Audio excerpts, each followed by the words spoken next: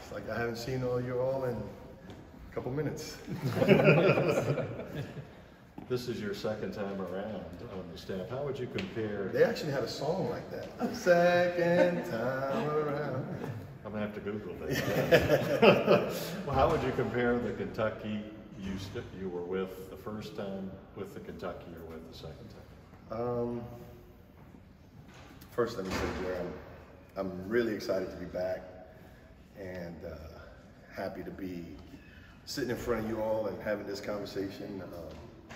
My wife and I and my daughter and my son consider Lexington kind of like home. So from that point, it's the same because we're going back to seeing a lot of familiar faces, a lot of family, friends, and getting a chance to come back and work with Cal and Bruiser and Chris, who I've known obviously for a long, long time, and with the addition of Chin and Jay, two young budding stars that I think are going to be phenomenal in the coaching industry. So really excited about teaming up with them and trying to create some memories here again. How would you compare the Cal of your first time with the Cal now? He said to me, we caught up. He said, "Oh, you got a lot more grades now." I said, "So do you." So, but just still the same. Great person, and mentor and friend, and really motivated, really excited. Really? Yeah. So what's the motivation? Is it because of last season? I think it's a combination of a lot of things. And obviously a lot of the changes and all those things. So he's ready to get at it. Ready to get at it. How about you then and now? I just feel great that my wife, who's a star, who's a gem, she just happens to be walking by. Look at her. with our dog. I'm just getting some brownie points there, Jared. Good. Yeah, I like it. What was your question again? How much more wonderful is your wife now? That's what I'm talking about, Jared. I'm playing along. That's what we call a layup. Yeah, I'll be straight, man. My understanding is that you guys will start practice next week. Yeah. What is the objective off the bat? Off the back is just to start getting those guys to get to know one another, get to know us on the court, start laying the foundation of what these next few months are going to be about, how we're going to play, the way we need to sacrifice, the way we need to work, the kind of shape we want to be in order to play the way we want to play. So, we've had a lot of meetings and did a coaches retreat and did some things, some team bonding things already to start laying that foundation. But ultimately, it's between those lines when we get a chance to really impact them and help them to grow and stretch them. I remember Cal saying that COVID made him gain a new appreciation for this time of year. Yeah. In terms of the impact it can have. How about with you? Well, absolutely. And particularly with the way Cal coaches, he's such. You need that time to be able to lay that focus, the vision, the togetherness, the bonding that needs to happen when you're trying to push people through their comfort level. There's a trust that has to happen, that has to be kind of sped up and forced early, and particularly here, that at some other places you don't have that same kind of restriction or pressure to do. And not being able to be with them and work with them last spring and summer, it was a big part of, How does that show itself during the season, that lack of this time of year? What did you see as a basketball man? It's a connectivity.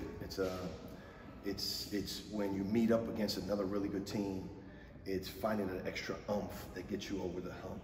It's one more rotation. It's one more extra pass. It's one more loose ball that you get that you weren't supposed to get. And the only way you get to that point is by wanting to be there for your brother. And that takes time and bonding and time, not just on the court, but away from the court. And I've noticed with these camps, I haven't seen Oscar. Well, can you give us an idea?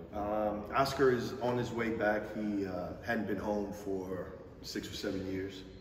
And so he got an opportunity now to go see his mom and also take care of some other personal things that he had to do there to make sure that he'll get back. He'll be back here shortly. How have the new NIL rules maybe changed how you all are going to start recruiting? Have you talked about maybe how you're going to go about that? And also just kind of how does it feel to have some of these kids back on campus to actually recruit them in person? Recruiting part is great. Getting a chance to,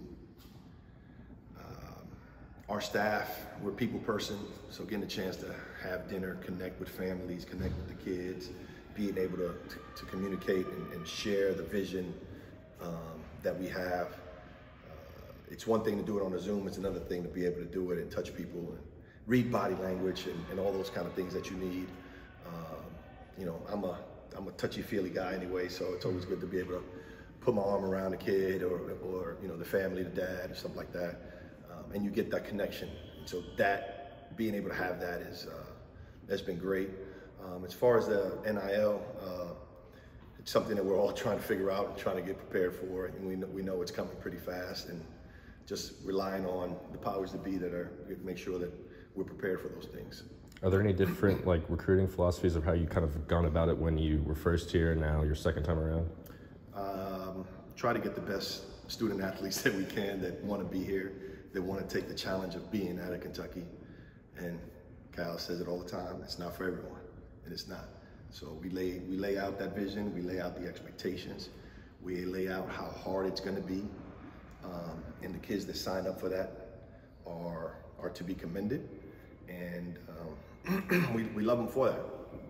One difference between now and then is you've got some head coaching experience now. How does that help you going back to being an assistant when you're at Illinois and here? It helps tremendous because you don't know what you don't know until you go through that experience, and just knowing how many different things are coming at the head coach, one, and at a head coach at Kentucky, even more so. So being able to help communicate that with the staff, trying to help Cal make sure that we're taking things off of his plate and you know, filling in gaps where we can, making sure that there are no blind spots and that we see everything that's happening, and then we're taking care of the kids and those kind of things. Why the move from Illinois to Kentucky?